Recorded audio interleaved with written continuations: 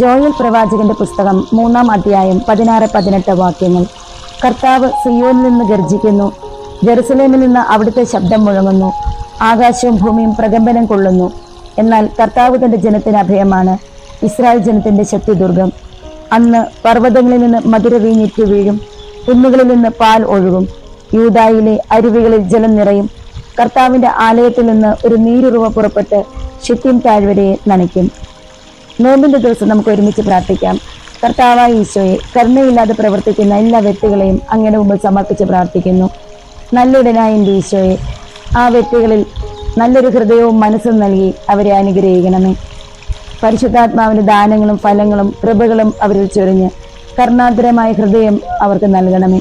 അമ്മേ മാതാവേ, കരുണയുള്ള ഹൃദയം ലഭിക്കുവാൻ ഈശോയുടെ മുമ്പിൽ അവർക്ക് വേണ്ടി മധ്യസ്ഥം വഹിക്കണമേ. 2 കരുണക്കൊന്ത് ചൊല്ലി കരുണയില്ലാത്തവർക്ക് വേണ്ടി ഈശോയുടെ മുമ്പിൽ മധ്യസ്ഥം വഹിച്ച് പ്രാർത്ഥിക്കാം.